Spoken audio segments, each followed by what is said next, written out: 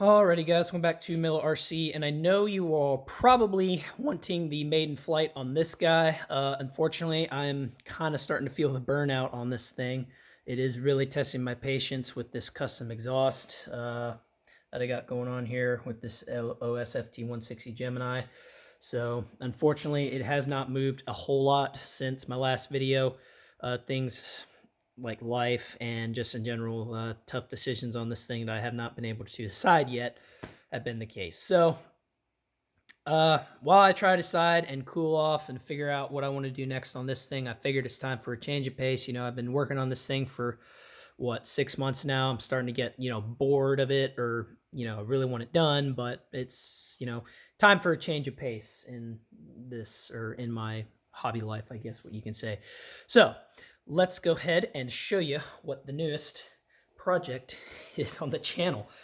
Yes, jets, I guess. I'm sure a lot of you have wondered, do I ever fly jets? Because I've got prop planes galore. I've got quads, or well, I've flown quads and all that sort of stuff, but you're all probably, have I ever flown a jet? And the answer is yes. I have flown one, if you count a little UMX E-Flight Habu thingy. Back in my UMX days, that was my first jet, I guess. That wasn't the greatest, probably. But in any case, this is going to be my second jet, and this is probably another first in about 3 or 4 years or whatever since my Avios Grand Tundra. This is going to be my first plug-and-play since that Tundra, which is, probably 3 or 4 years ago. When you start getting into kit buildings, kit builds and high-quality ARFs like Extreme Flight, these things kind of tend to sit on the bench. But I was browsing the Banana Hobby website one day, and I really don't know why, but I saw this thing was less than $210, which was about the price it started off. The price has gone up to $250.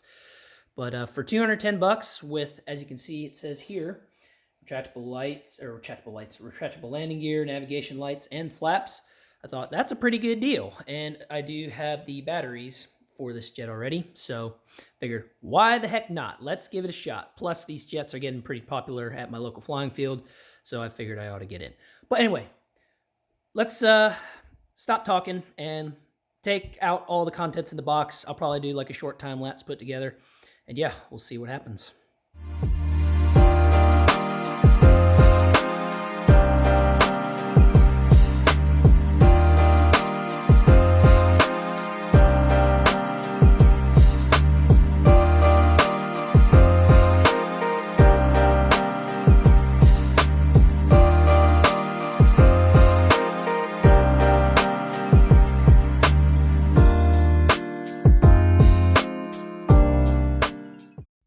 Alrighty, so as you can see here, we have all the contents out of the box, and it is all looking pretty darn good.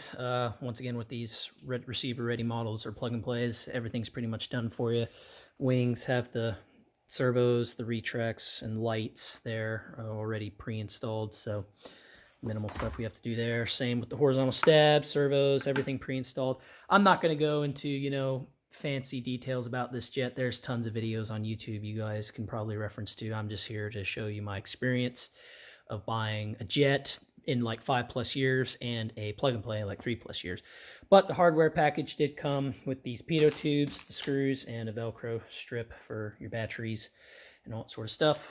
And so yeah, gonna pull off the canopy here just to show you what's on the inside. Pretty basic stuff. We got a plywood battery tray with an XT60 with the ESC. That's probably up here somewhere. Once again, I really don't know much about this. I haven't researched much videos. I just saw it on sale. I said, yeah, I'll try it. Battery strap and all that sort of stuff. So yeah, it should be a really simple build, 20-30 minutes plus. I'll get my radio set up, which this will be on the FR Sky X20. I'll probably run an Archer R6 if I have enough channels. I didn't think about the lights. I don't know if they run off a channel or not. So if I need another receiver, well, then that's going to suck. But anyway, yeah, let's go ahead and set this the video on time-lapse mode and throw this thing together.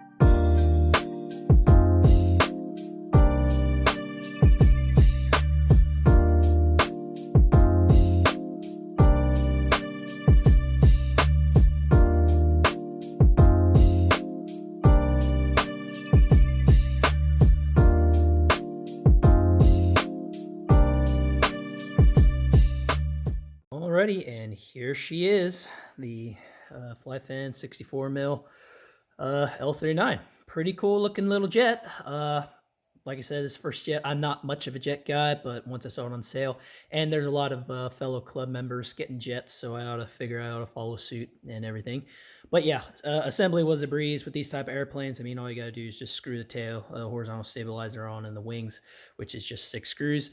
The one thing I did run into is one of the holes on the wings to allow the screw to go through was kind of blocked with a molded piece of plastic that I had to just cut off with a hobby knife, but that was pretty simple, so no big deal there.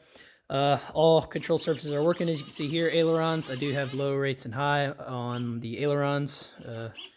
Here, I really don't know the travels, but I'd pretty much just say follow the manual and you'll be good to go. Elevator back there, high and low rates right there. And rudder, I don't have any rates on that, and I actually increased my travel all the way it could go just so I can get the max amount of steering travel out of this nose leg since this is on a Y harness. So yeah, pretty much that's all I've done to this. Now I do have Expo in this. I think it went 30% on the rudder, 30% low, and 40% high on the elevator, and same with the aileron, 30% low, 40% high. So all looks pretty good. Let's go ahead and pop the cover. I am running a 6S 3300. That's what I have on me now. I may fly it and change it later.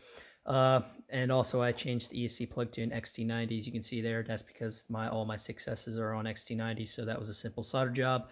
And tucked away in there is a FR Sky Archer 6-channel receiver. Right here, you can see the bags. These, and by far to me, are the best receivers on planet Earth. I mean, for 35 bucks, you get so much features on these receivers. But yeah, that's pretty much the inside. There was a battery strap here, but since I'm using such a big battery, this, I mean, there's Velcro on the bottom, as you can see here, but this hatch does plenty to hold it in place. So retracts do work mighty fine. I can't really show them now, but I did test it and it does work. And this plane, I didn't know it, but it actually has oleos or suspension on it, which is really neat. So man, I'll tell you what, for less than 220 bucks, you get a lot of plane for your money. I mean, you see, as you can see here, we get lights, bright ones too, retracts, oleo struts, flaps, everything. So, which, speaking of flaps, I guess we need to operate those. Flaps right there. And I will slow those down, and maybe the manual will tell me if I need a down mix or whatever, or I'll ask somebody who owns this jet. But yeah, I'll slow those flaps down and get them traveled right. But in any case, this thing is pretty much ready to go. And it was kind of fun going back to these plug and plays. Again, I'll admit it was really nice just to throw the wings on and plug it in and everything, and it was kind of neat. So that was fun once again. But yeah, I'm honestly really looking forward to flying this thing. How well that'll go, I don't know, but we will get the maiden flight soon on this really, really cool FlyFans 64mm L-39.